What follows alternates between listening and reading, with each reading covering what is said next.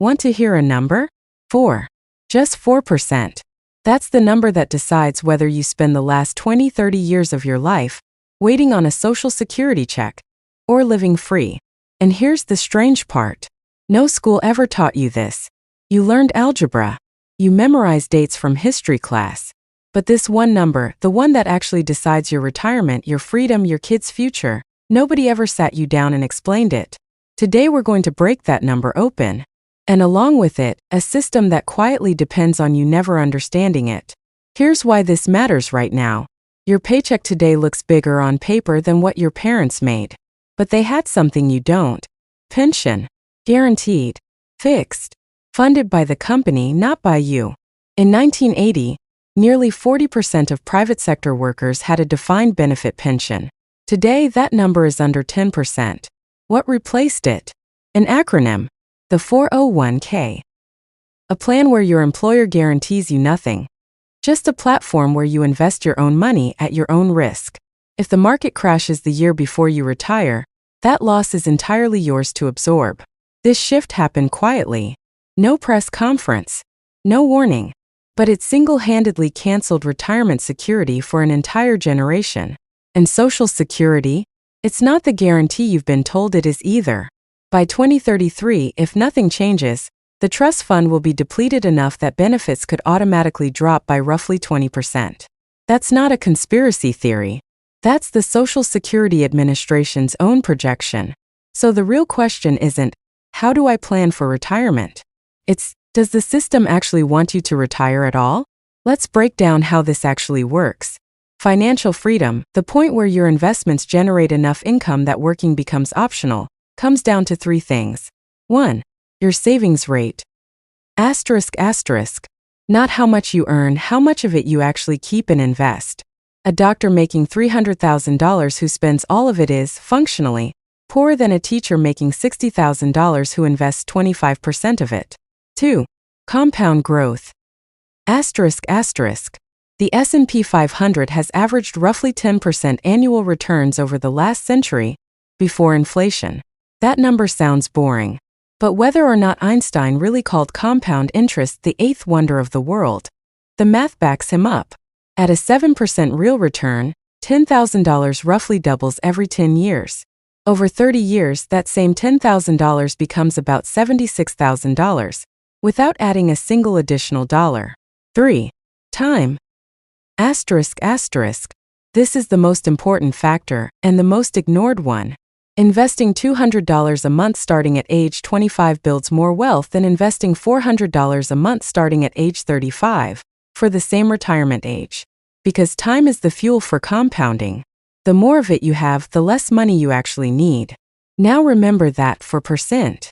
This is the 4% rule, calculated in 1994 by a financial advisor named William Benjen. The idea is simple.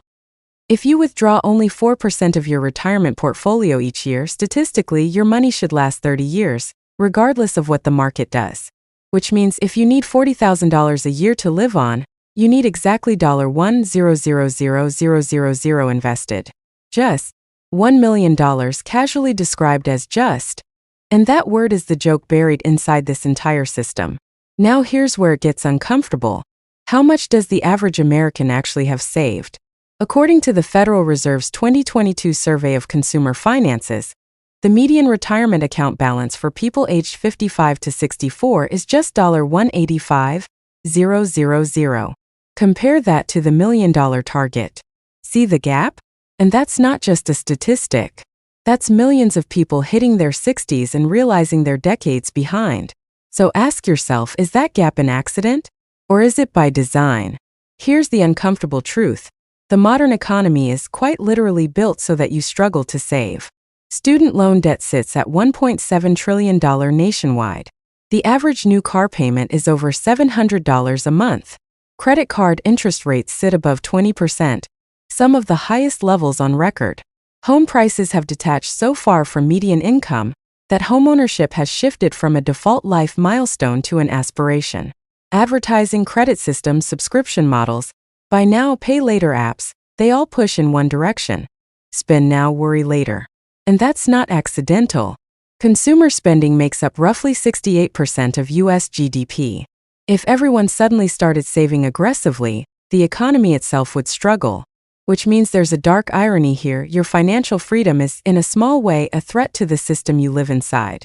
There's an entire industry now built around this idea. The FIRE movement. Financial independence. Retire early. Instagram Reels and YouTube Shorts showing people with $50,000 in passive income, laptops open on some beach. The reality? Most people who actually achieve FIRE share a pattern: extreme frugality, dual high incomes, or inherited capital. The median FIRE household income is over $100,000, with savings rates between 50 and 70%. For most Americans already living paycheck to paycheck, that math simply doesn't transfer. The hype says, discipline alone can make anyone rich. The reality says, discipline is necessary but not sufficient. Starting income, healthcare costs, geography, family obligations, these are all variables the bootstrap narrative conveniently leaves out. This isn't about making you feel guilty. It's about seeing the system clearly, without the filter. This isn't just an individual problem. It's a generational one. Baby boomers are retiring with pensions that were promised to them decades ago. Gen X and millennials are stuck with 401ks. Outcomes shaped entirely by their own timing, decisions, and luck. Gen Z is entering the workforce right now, into an economy where even Social Security's future is openly uncertain. Each generation is inheriting more financial responsibility than the one before it, with fewer guarantees attached. So here's the question nobody's answering for you. If the system that's supposed to help you retire is quietly shifting all the risk onto your shoulders, is financial freedom still a plan? Or is it just the new name for survival?